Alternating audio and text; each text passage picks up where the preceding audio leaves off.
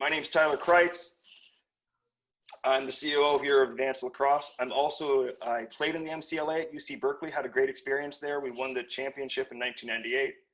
I've been playing lacrosse for 20 plus years. And I also coached at UC Santa Barbara, where we won an MCLA championship in 2004, and coached also at UC Berkeley, where we made the playoffs in the MCLA tournament in 2007.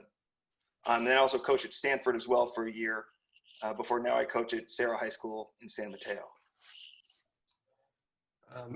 I'll go next. Hi, Chris Rotelli, CEO of ADVNC. I grew up in Rhode Island, played college lacrosse at University of Virginia, and I coach high school at Sacred Heart Prep.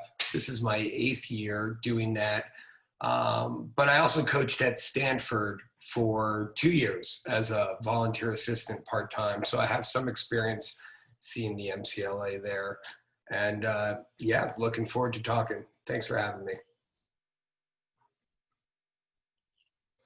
Hi, everyone. My name is Joe Sullivan. I'm the Sacramento director for Advanced Lacrosse. I've been with Advanced for going on 5 years now. I played in college at Dominican University before Coach Sammy was there, but I was a Penguin. So I have experience with NCAA as well as MCLA, both as a player and as a coach. I did 1 year as an assistant coach at Dominican after my playing days. Now I currently coach for the Granite Bay Youth Lacrosse System, and up here in Granite Bay outside of Sacramento, I have high school experience as well. So excited to be here tonight. I guess I'll go next. So, I'm Coach Sammy. I'm the head men's cross coach at Dominican University of California. I'm going into my 6th season now there. I grew up on the East Coast and moved out to Southern California my high school years. Played goalie at MCLA D2 at Humboldt State University. And then I coached high school down in LA area before I made the jump to college. I spent a year at Washington Jefferson College, which is a D3 school back east. And then I spent 2 years at the University of Idaho, which is an MCLA D1 program, a little more true club than what Dominican is. And been Dominican ever since. And, love it. Love coaching in the MCLA and happy to talk about it today. Thanks. Yeah, my name is Richard Flores. I'm the head coach at the University of Nevada at Reno. Been coaching lacrosse now for about 15 years, from youth to high school, and now been at the university for going on 4 years now. Have had the privilege of surrounding myself by great knowledge in the way of lacrosse. The great Chris Rotelli has taught me quite a bit about his style of coaching, and just listening to him. So I'm glad to talk to each and every one of you, and look forward to this meeting tonight for sure. Yep. How's it going, everyone? My name is JT McCook. I grew up playing lacrosse in Miami, Florida, played goalie at Gettysburg College, and currently I'm a volunteer assistant coach at Stanford and the head goalie coach. So looking forward to answering questions. My name is Jack Cerchiaro. I go by JC. I played my college ball at Division III Kenyon College outside of Columbus, Ohio. I'm from a non-hotbed area. I'm from Phoenix, Arizona, and I've been the head coach at the University of Washington here since 2012, so starting my 8th season right now, but I've been in the MCLA since 2008 as an assistant here as well. So really looking forward to this call and talking about the MCLA that I love the most. Great. Hey, thanks, guys. Thank you all for being here. As it's I think there's a lot to offer in the MCLA. And on that note, I sort of want to go in and give a quick brief overview of what is the MCLA. And for those who aren't aware, you can think of the MCLA as the lacrosse option for schools that don't have varsity lacrosse. And when it first was founded, so I'm not going to commit the cardinal sin of reading off a slide. You can see what it consists of. There are 9 conferences. There are 150 teams. It covers almost the entire country in 2 divisions. And the key thing here, one of the key components about the MCLA is that teams cannot come from an NCAA school. And so, let me go back here. And what that does is the school's MCLA team becomes the de facto virtual varsity team, depending, and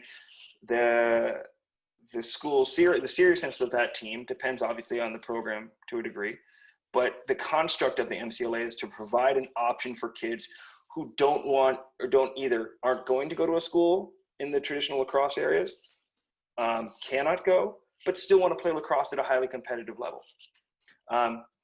The MCLA, if you can imagine, provides, like I said, the governing structure that's similar to the NCAA, and they follow the NCAA eligibility rules, provide national awards, polls, and tournaments, but it is not the NCAA.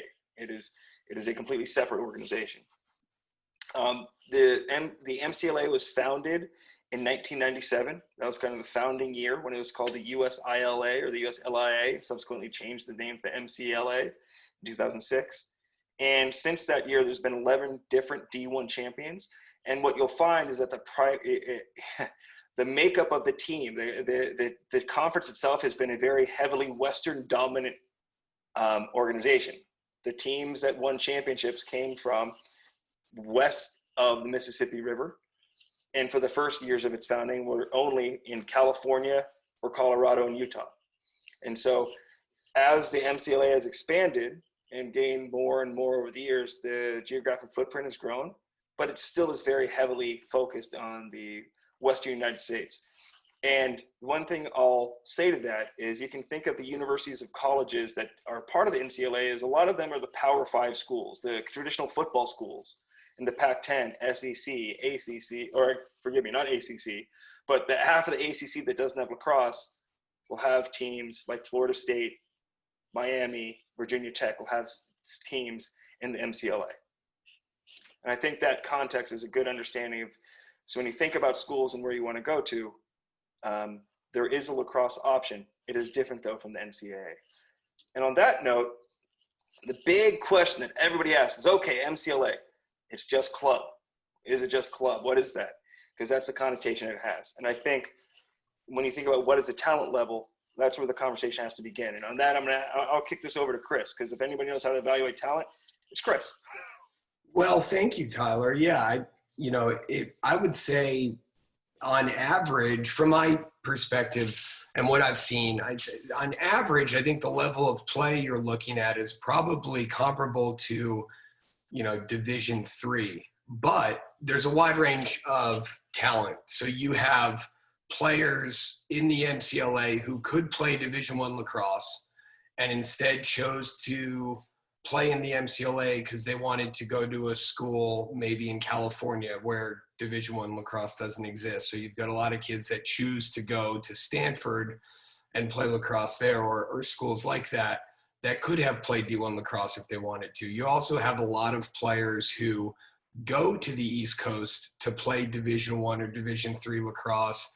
And when they get there, they realize they don't really want to be at school in the Northeast, or they realize it's not for them for any reason. And they end up transferring back to an MCLA program because they want to be at a school closer to home, and they realize that that's a better fit for them. So the MCLA is a terrific fit for players from our area, excuse me, because great schools, check all the boxes from what you kind of want from a school, and the programs are a lot closer to home. So, but what I've also seen in my experience when I was coaching Stanford, we had a couple of those guys. We had a couple guys that could play Division I lacrosse. We also had guys that learned to play lacrosse for the first time at practice at Stanford. So it's really a wide range. And I would tell you, I think every team in the MCLA is different. And the coaches can speak to this much better than I. There are certain schools that have very thin rosters, and there are others that have very big rosters. And some schools take it very seriously, and they are run just like an NCAA program, and other schools take it less seriously. So, I'd like to, open it up to the coaches to get their perspective, and, they're certainly much closer to it than I am. Anybody want to dive in and give their, Jack? Sure. Yeah. I would agree 100% with what Mr. Rotelli here said. I think the parity in, especially I'm a Division I NCLA coach, so I can speak specifically to that. And we've been fortunate to be around the top 25 the last few years. So in the top, 50 of the MCLA Division One, there's quite a bit of parity. And like, Coach Rotelli is saying, there's a bunch of those lower Division One teams. Some of the seriousness, the level of play can tail off. But for those teams that are really competitive every year, I would say most of those players are varsity players, and it's been getting better and better and better in the 10 years I've been a coach. If you look at our roster, we have every one of our players was a varsity player in high school. We have 3 Under Armour All-Americans on our team, a number of All-State and previous Division I and Division III commits who got into the University of Washington and wanted to come here for the education. And I'm going to steal a page out of Tyler's book from our last meeting. And one of the things that he said is we have, and I really agree with this, is players are looking for the 40-year plan instead of the 4-year plan. They're looking for going to a school that's going to provide them the best education they can. And like we're talking about, the talent level is continually improving. I think 2 years ago, the #1 pick in the NLL was from an MCLA school.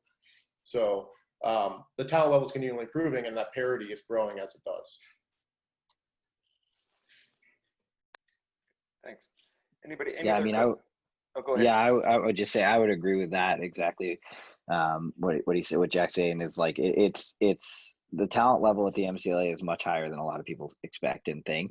I mean, I know what it was probably like 2 years ago. Colorado went and played Denver, and it was a game. It wasn't like a blowout, right? And you have a lot of times MCLA teams that are playing and scrimmaging D2 and D3 teams and beating them, if not hanging with them, right? And that's kind of what you see a lot of is, you see a lot of bounce backs as well, like guys who go play at the D2, D3, D1 level and then want to come back home, and play in the MCLA level, just kind of be able to kind of focus a little bit more on life and school and those kind of things and not have to be a 24/7 lacrosse player, right? So I think that's a big part of it as well. But yeah, I mean, in the top 50 in the MCLA, I mean, every team pretty much takes it really seriously and, has a lot of talent and everybody's competing and trying to win a championship. I mean, there's a lot of parity. I mean, you'll see teams jump around the top 25 all year, and that is just showing you the level of talent that there is. And on any given day, somebody else can beat somebody else. So, but yeah, and it's just getting better. I know when I played in the MCLA, I played MCLA D2, which is a little bit different, but when I played, I mean, it was not where it is now. It's definitely getting better and better every year. And part of that is because you're not necessarily seeing lacrosse grow on the West Coast as far as at the college level. So for a lot of these kids, as lacrosse grows in California and on the West Coast, but the college doesn't, they're staying here, right? They want to stay on the West Coast. So you're getting a lot of these talented players who are coming and playing at the MCLA level, which is exciting for the MCLA and, for West Coast lacrosse for sure. Thanks, Sammy. JT or Coach Flora, is there anything you'd want to chime in? And... for me, I can just speak on person. I mean, what Jack said and what Sammy said is absolutely 100% to the T, to the point. But from a personal experience, I've had a son that actually got recruited, went D2 and went all the way back east to go play D2. And much like Jack and Chris and Sammy spoke of, it definitely was more about the commitment level to play lacrosse, and he wasn't having fun doing it anymore because it was the grind, and he said, his comment to me was, Dad, I'm not going to make millions of dollars playing lacrosse, so I want to go and get an education, much like Jack spoke to, that 40-year plan, and go get an education that's going to benefit my life in the long run. So, and very competitive, very, very competitive programs all the way across the nation. Yeah, I would agree with that. And I grew up on the East Coast where I was brought up under that stigma of it's ranked Division 1 through 3, then MCLA. And then when I started coaching at Stanford, I was absolutely blown away with the level of talent. And I think what's great about the MCLA is you are truly a student athlete, or in Division 1, you're an athlete student. And you do need to think about your future and your education because when both my brother and I were getting recruited to play sports at Bucknell, there is a list of majors that you actually cannot major in because it will interfere with your practices. So it's a great option to get the education you want and still have a competitive atmosphere to play the sport we all love. If I can say one more thing, Tyler, to jump off what we've all said, we've all talked about education. I think that's, schools that are represented here are all top universities on the West Coast. But one of the things I think we haven't talked about yet is the experience of being at a college. Certain things are going to work really well for you as a student, or even just the kind of experience you want to have. If you maybe don't get recruited to, a school like Syracuse or Virginia that has a big athletic department, larger school, very good academic schools, but you want to go to a school that has a Pac-12 football team. You want to have that experience on campus. You want to have a large school with a lot of resources to support you. In those folks are now choosing to go get that experience and now have the option to play very competitive lacrosse while they're there. I think it's a good context. And I've got a question for the coaches. If you were a prospective student looking at the MCLA and trying to figure out what schools to apply to, how can you identify the schools that are taking it seriously and ones that would be run more like real college programs? For me, Chris, at the University of Nevada, Reno, it's just about having a conversation with myself first. And then, what I do is because it's hard, you're absolutely correct. It's hard to say, okay, is Nevada competitive? Well, you get them on the phone with some of the players and the key players on the team, and you just have that conversation. You let them know what it's about, what we're about, and the commitment level that we all have to do this to not only help the game grow, but help the university get recognized as well. So it's just strictly opening that dialogue up for sure. Yeah, and I think on that point too, like one of the cool parts about the MCLA is we don't have to deal with all the MCLA recruiting restrictions, right? And so part of that is like we have guys when they come to for a visit, we have them suit up and practice with the team. So they can get a feel when they come to campus of like how we run a practice and what's that like, and is that the competitive level they want to be at or not, right? And then we can also have them talk to players and, be able to kind of get a feel for it. But I think if you're just like looking and you're just kind of not sure, you can always reach out to the coaches. Most MCLA coaches are pretty responsive. And if they're not responsive, that probably means they're not taking it super seriously, to be honest. And then the other aspect is probably just looking at, look at the rankings, look at how teams are doing. And, the top teams are the teams that take it more seriously. But, I think the best thing you can do is just reach out. I mean, all of us in the MCA are pretty humble and we're pretty willing to talk to pretty much anybody. So, I think that's probably the best way to do it is just reach out. One other thing I would add is, given that a lot of us are in the Bay Area, Northern California, there's a great opportunity to go see like some of the top MCLA schools right now are at Cal and Stanford and Dominican and Sonoma and Reno. And you have the opportunity to go see schools and see, hey, how do they look? What's the level of play? And nothing better than to see it with your own two eyes. Yeah. On that note, I think it's a good thing to talk about, like, how do the programs run? And Joe, I'll let you take over here. Is like around the funding structure, the interactions, and the practice schedules. I think we touched on some of that already. Yeah, definitely. Thanks.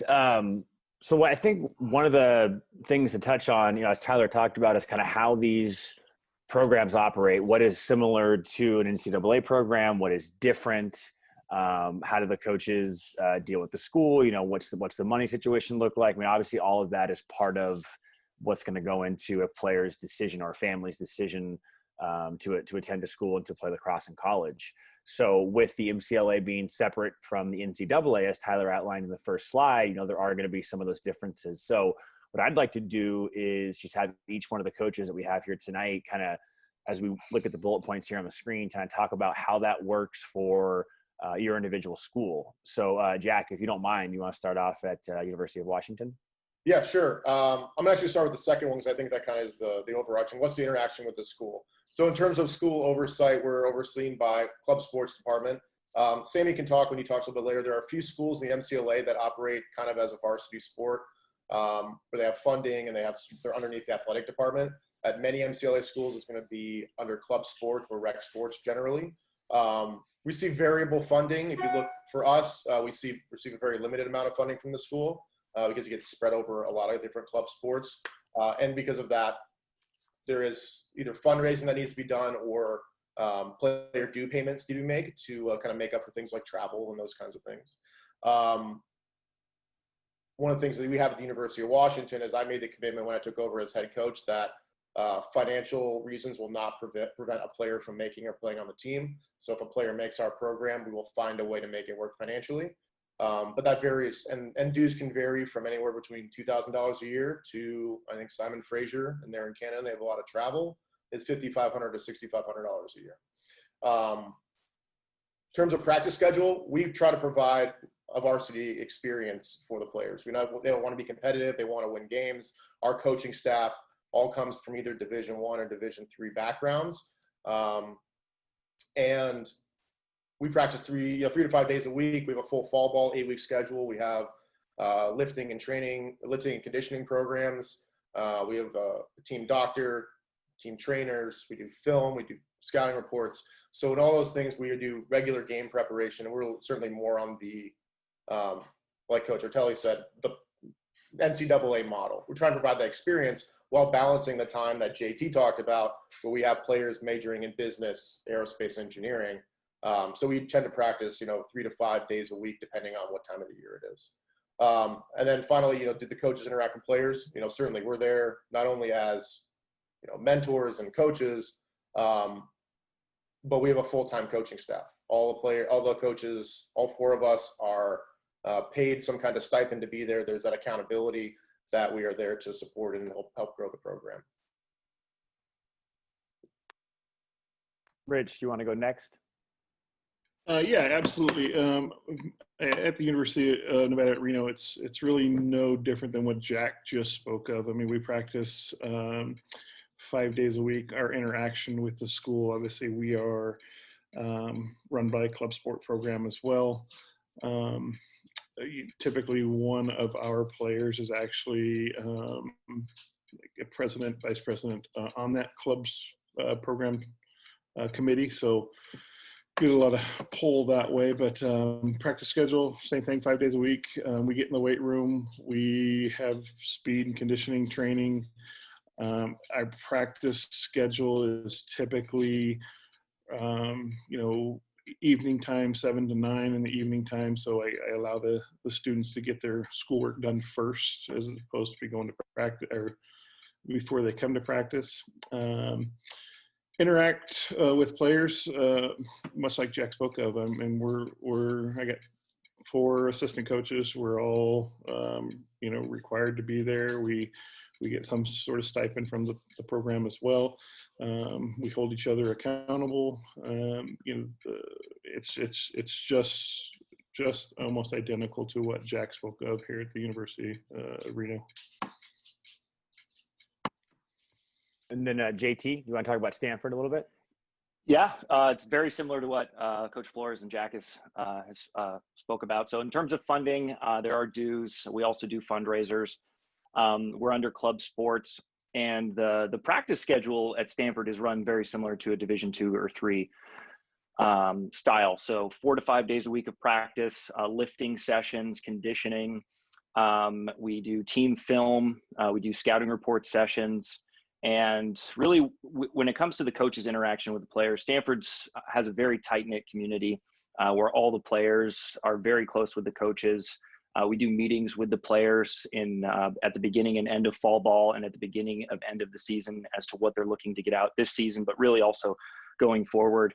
And Stanford has a great alumni community where the coaches, we will connect players with alumni to review resumes and really get them ready for the next chapter of their life. So it is a great community with coaches, players, and alumni. All right, and then Sammy, I wanted to save you for last just because Dominican has a little bit different of a setup being underneath the varsity sports structure there at Dominican. Yeah, so we're very different than everybody else that talked tonight. So so we are fully funded through the university. We are considered a part of the athletic department. My boss is the athletic director. I have an office in there. It's my full-time job, as well as both my assistant coaches.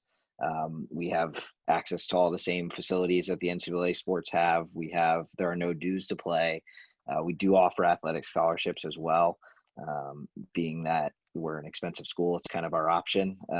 And, that we have all the same things that all the other athletic NCAA programs get at our school. So all the same access. So, the same things that basketball and soccer and all those guys get, we the same thing, and we have to run it that way as well. So, you're treated similar to all the other NCAA D2 sports at our school. Same thing as far as like we have access to the, our academic advisors and study hall and trainers and doctors and all that stuff, right? Which is great, and facilities and everything. And then, so we use the athlete gym space, the athlete workout space, and as well as all the same field that all the other varsity sports do. And part of that was we used to be a D2 school, and when we transitioned to the MCLA, they wanted to keep everything the same. There are no club sports at Dominican, so there's no club sports department to run the Dominican club sports. So, and then as far as practice schedules and stuff go, we practice same thing that everybody else is talking about. We do film, we do lifting, we do scouting reports. Same thing fall. We have about a 8 to 10 week fall season that we go through, where we practice 3 days a week, and then spring we move to 5 days a week. Our practices are mostly 3:30 to 5:30 or in the morning, so we get pretty good practice schedules there, so the guys can have the ability to work or do extracurriculars and things like that being done, that were kind of done midday. And yeah, a lot of interaction with the players. I mean, I see them every day. They come by the office, those kind of things. So we're able to kind of interact with them a little bit more, being that we're on campus all the time. But yeah, no, it's definitely a different structure. There are a few other teams in the MCLA that run it similar to the way we do. But it's few and far between, but it's one of those things that it gives you an opportunity to go to a small private school and get the help and support and be able to get through that as well. And we have really good academics and a lot of success there as well. So. And then one last thing I'll kind of open up to, I see some questions coming in. One last thing I'll open up to all four of the coaches we have here tonight is just about how not necessarily the individual teams, but the MCLA as a whole kind of run together, right? So obviously, if you're talking about NCAA, you can see, games on TV, you can see websites, posts, articles, and things like that. How organized and how does that process work with the league as a whole, with posting, stats and standings and all that type of stuff, all conference players, all tournament players? I mean, how does that work in the MCLA, guys? Yeah, so we do have a full poll. I'm a pollster for my conference, as well as a national selection committee for the national championship tournament. So it varies depending on the teams and how responsible they are about putting in their stats. Stats have to be put in by their own team. And so you kind of have that along the lines of, is a team taking things seriously? Do they care about that their players who are putting in the work are getting the stats recorded? And the MCLA has certainly improved over the last 10 years of kind of being, having that public facing entity of stats, of awards every year, of national championship tracking. They stream the national championship now every year. So they really bring that public facing side has really increased, at least in my opinion. I'm curious what the other coaches' experiences have been as well.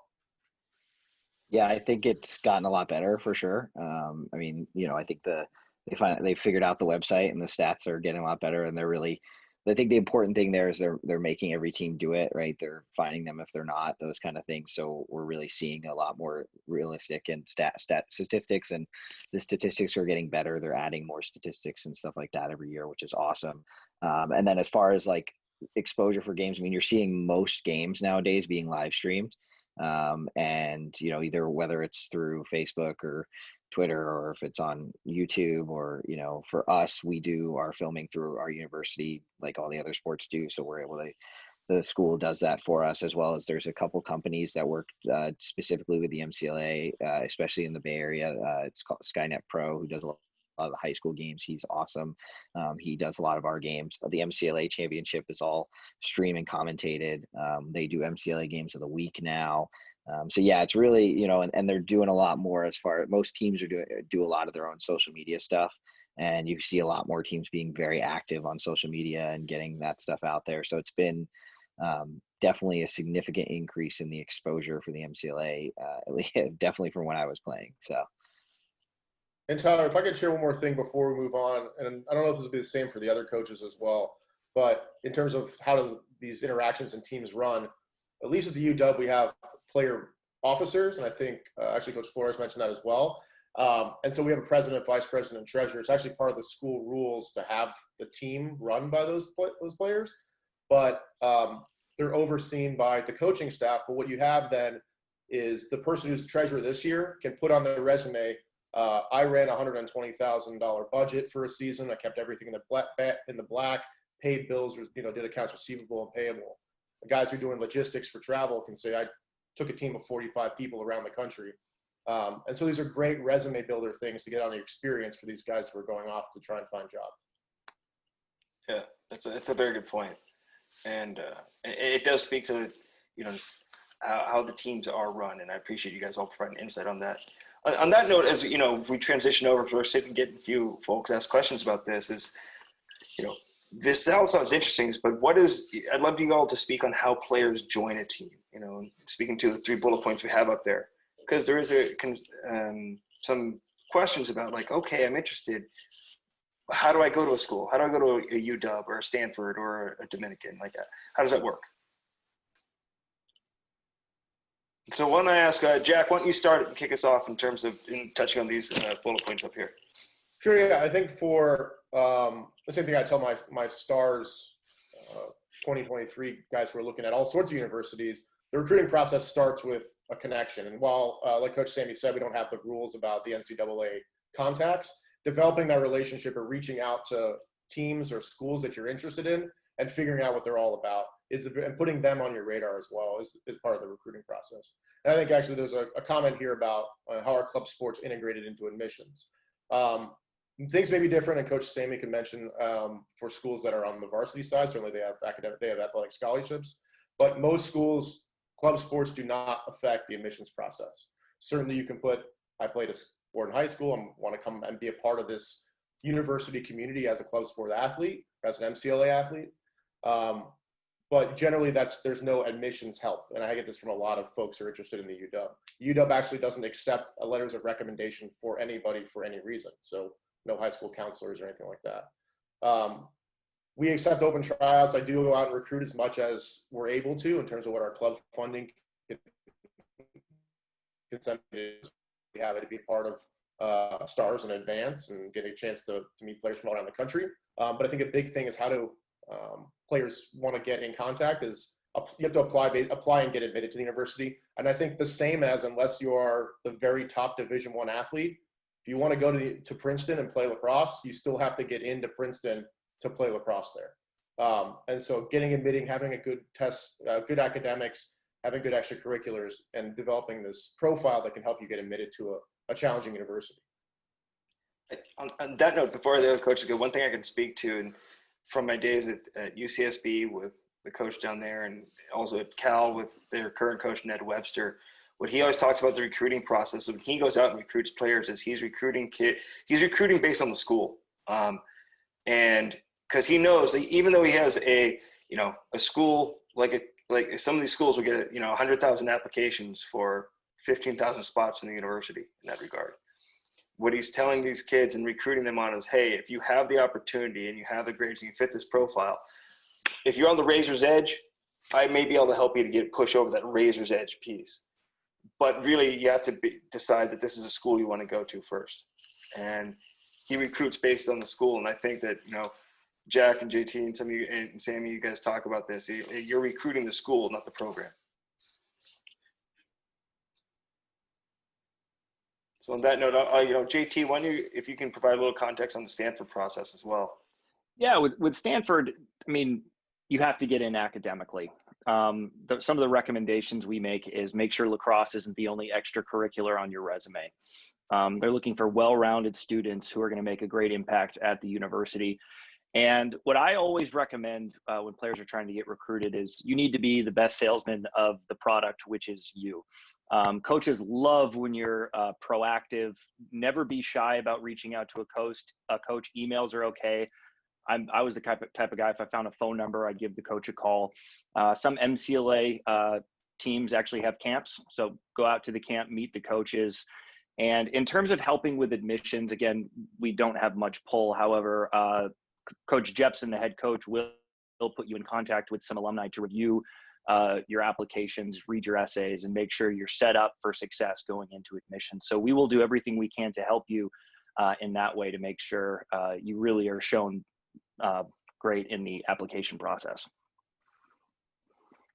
And then with the question about do players try out, at Stanford, the population of players ebbs and flows. Some years we have a lot, some years we have lighter numbers. We typically accept everybody, but of course the guys that can play are going to get the playing time. But we like to really foster a community of lacrosse. So we'll take anyone if they've been playing their whole life or if they're 2 years in.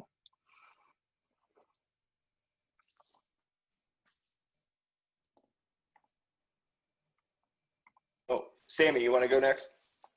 Sure. Yeah. So yeah, the recruiting process for us, I mean, we try and get out on the tournament circuit. It's been a little difficult this year doing a lot of online recruiting, but, normally we're out on the tournament circuit. We're usually going to 5 or 6 in the summer and then another, 5 or 6 in the fall.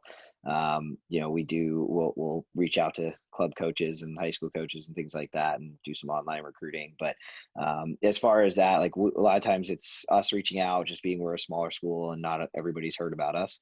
But if people do hear about us, we do have a recruiting questionnaire on our website. Guys fill that out, and then we reach out pretty much right away. And the recruiting process is, we don't rush people. We're rolling admissions. I know a lot of schools give you deadlines, especially schools that are giving out scholarships. We're in the same boat. We're giving out scholarships, but we don't give guys deadlines. I'm in the mindset of like, if you want to come here, then that's what you'll end up deciding, right? So, we communicate throughout the entire process. We work with them the entire time as far as like helping them get accepted, getting admissions and stuff. And I'll go into that in a minute, but, and just helping them through the process, getting them out for visits. We do official visits, tours, we'll do tours. We'll have you do overnights with the players, practice with the team, those kind of things. We don't do tryouts. We're in the same boat, at Stanford, like we'll bring people in, we'll bring anybody who wants to try and play. We've had a couple guys come out who've never played lacrosse before that have end up being starters after 2 or 3 years because they just developed so quickly and they were that good. And then we have guys, of course, who've been playing forever, right? So we do have a travel roster at points for sure, like for some of our bigger trips. But outside of that, no tryouts or anything, and we don't make cuts. So, and then as far as how we help with admissions, yeah, I mean, we're directly involved with admissions. We have a contact in admissions that we work with. So we always say like, once you submit your application, let us know, and we'll start working on the process. We can give our recommendation if you're on the bubble, if you're really close and not sure if you're going to get accepted, they'll usually call us and be like, hey, what do you think? Like, do you think he'll succeed here? Those kind of things. And we'll just, be honest and talk to them about like what we see and what we've talked to, and created that relationship in the process so that it's a little bit easier to answer that question. But yeah, we definitely can help with admissions to a point, right? I mean, if your GPA is really low and it hasn't gotten better, it's going to be really hard to get you accepted. But if you've shown promise and progress and, maybe something is personal has happened or those kind of things, like we can definitely help with getting guys accepted. The only major that's a little bit more difficult for us is nursing. That one we can't really help as much with. They're very particular about that, as most schools are. But yeah. Thanks. And then Coach Flores, is there any, on the Nevada front, I mean, is a very similar process to what the other coaches have described? Absolutely very similar process. I get out on the tournament tour as well. Check out potential athletes on the tournament tour. Tryouts, much like everybody else, don't really have tryouts. We have players like everybody else that have been playing for forever, and some that have just come out for their first time. So we do, much like Sammy does, when we travel and we're taking longer trips, then we will just take a traveling team with us. We won't take everybody.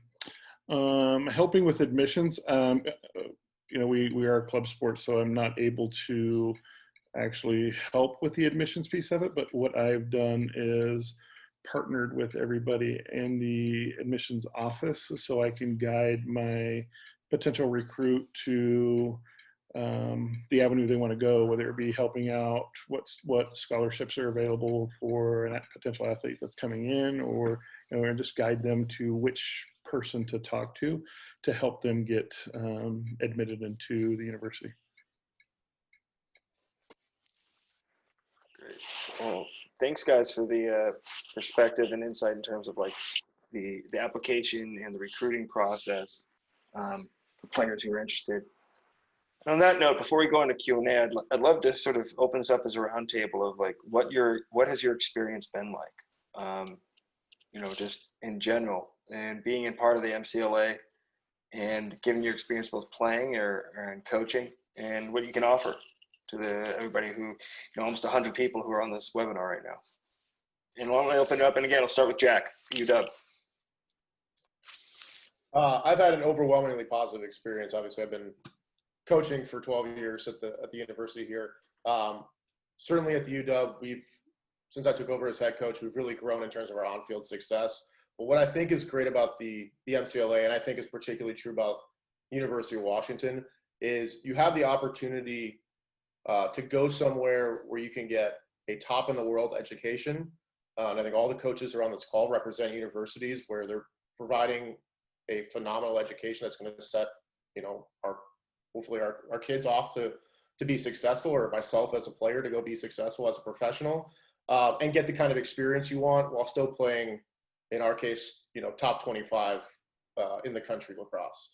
Playing with players who were, varsity players on their high school teams or All-Americans, getting an experience where you're equally balanced, being able to pursue the major you want. I think it's a great point from JT about wanting to go and do aerospace engineering or computer science, and being able to do those and then show up on Saturday afternoon after a week of practice and play the University of Oregon for a championship, for a conference championship.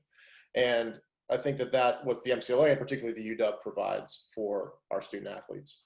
I just have had an overwhelming positive experience. I'm really looking forward to seeing what folks' questions are to really help fill in those gaps. Great. Thanks, Jack, and thanks for being on the call. JT, you want to chime in from Stanford? Yeah, I mean, with Stanford, you get a fantastic education. It's an incredible place to be a student athlete down in Palo Alto on the farm.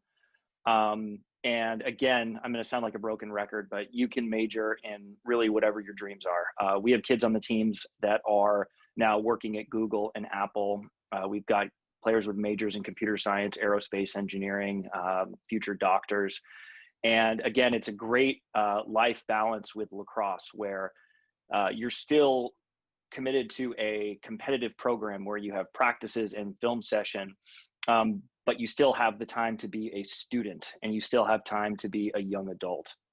And I've absolutely loved it. My 2 years with Stanford, playing teams all over the country, like Virginia Tech came and played us, and they looked par with a Division II or mid-Division I team. So you can still play a very high competitive level of lacrosse and get a great education and enjoy your 4 years at the university.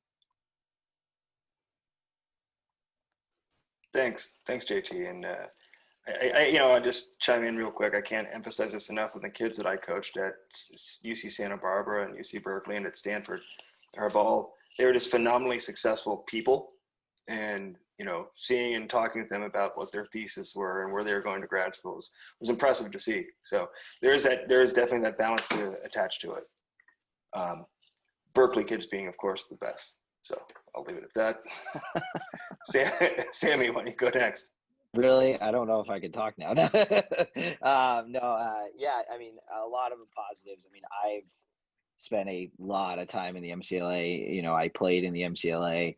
I played MCLA D2, which is very different than D1. It's a great level to play at, but it's a little bit more varying in talent, and as well as just like overall competitiveness, right? Like you're talking top 15, top 16 are really competitive, and below that it's real hit or miss depending on the year. Rosters are a lot smaller. But I mean, I loved playing the MCLA. I wouldn't change it for anything. It was exactly what I was looking for. I got to play every single game my entire 4 years, and not a lot of people can say that. And I think that's one of the greatest parts about the MCLA is you're going to get to play lacrosse. You're not just going to sit on the bench. And I think that's a huge aspect of the MCLA that a lot of people don't realize is, I mean, you may be going to a D1 school, but you may not play until your junior, senior year, right? In the MCLA, like you have an opportunity if you come in and work hard to play, right? And it's simple as just working hard, right?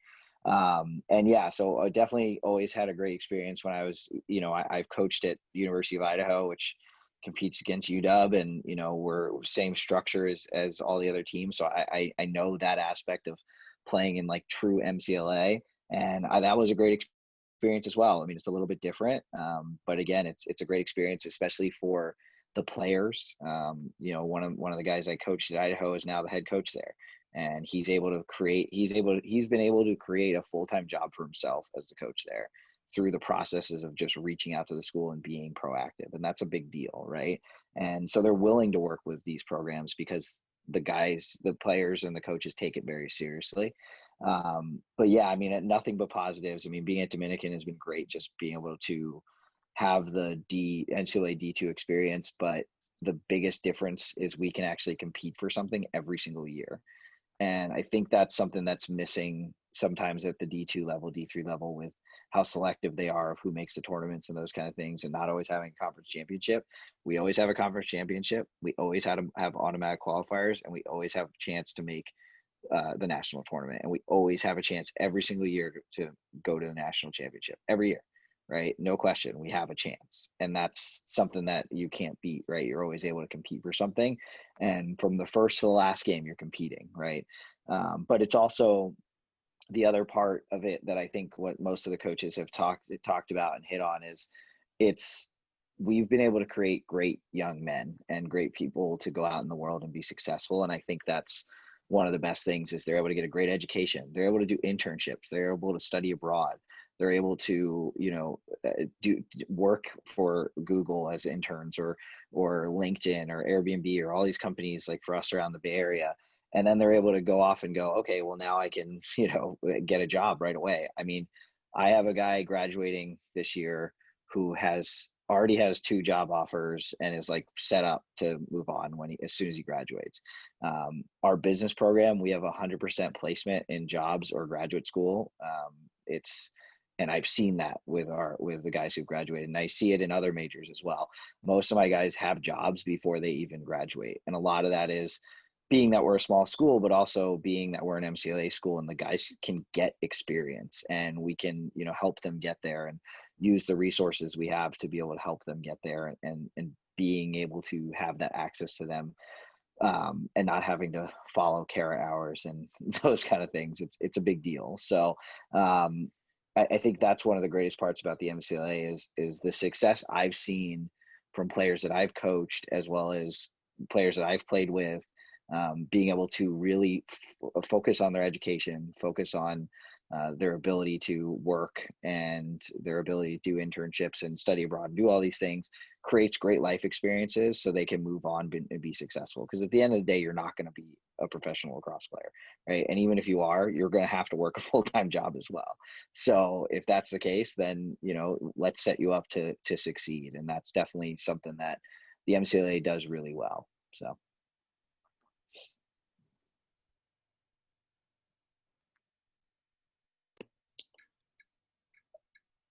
For me here at University of Nevada, I mean, everybody has talked about the same things, right? And it's all about the positive impact that we can have on young athletes that are coming into our programs to help them be better people and be better in our communities. So it's been absolutely nothing but positive for me, taking over the program 3 years ago.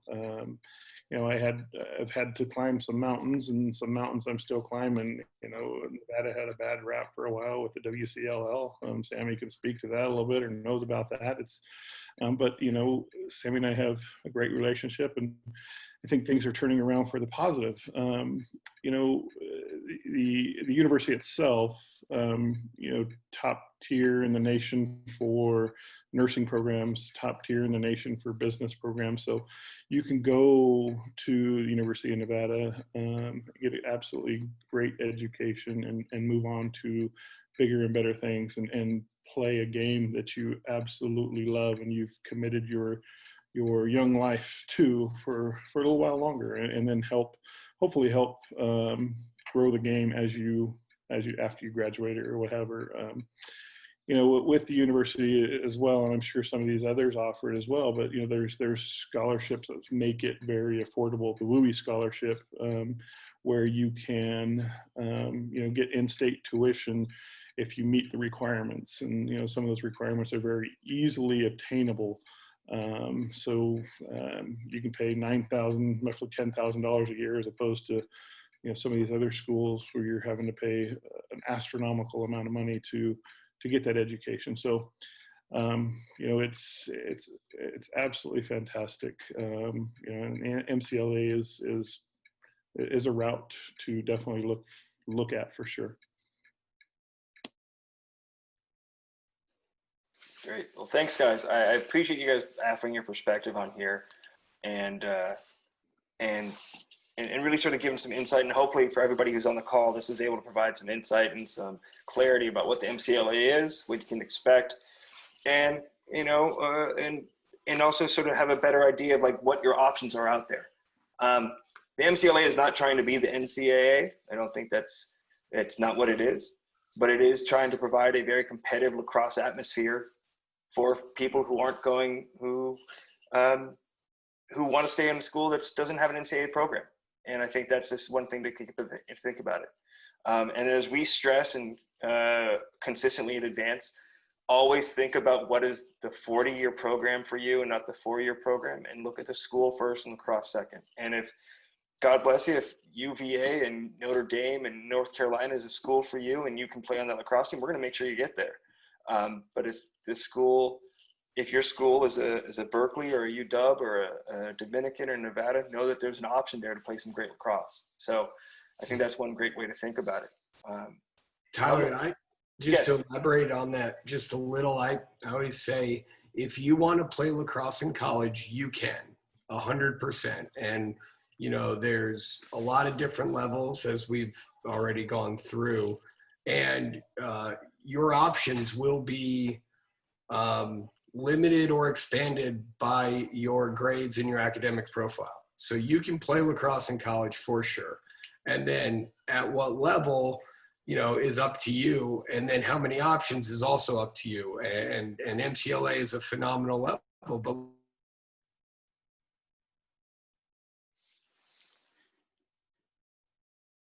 oh, shoot.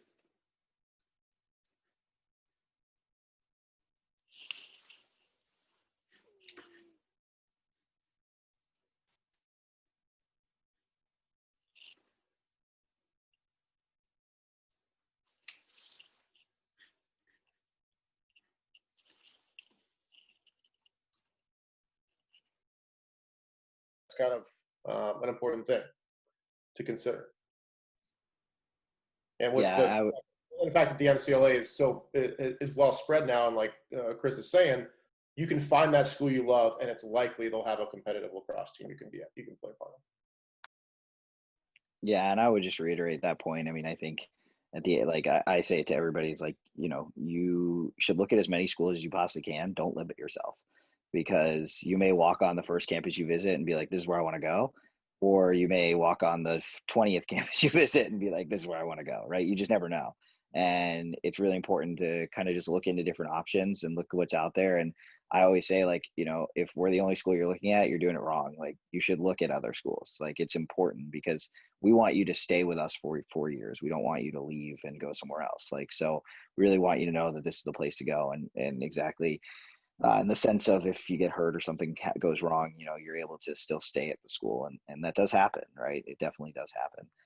And then I think the other point too is the GPA is so important, you know, not just for the ability to get into a school, but to be able to get scholarships. And, you know, with schools being more and more expensive every year, and I'm sure after COVID, it may be even more, a good GPA goes a long way for an academic scholarship, and so I think that's just really important, is making sure you guys are staying up with your grades and doing well in school.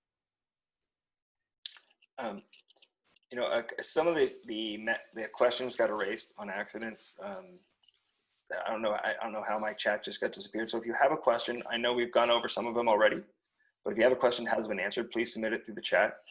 We have a few more minutes and then we'll go from there.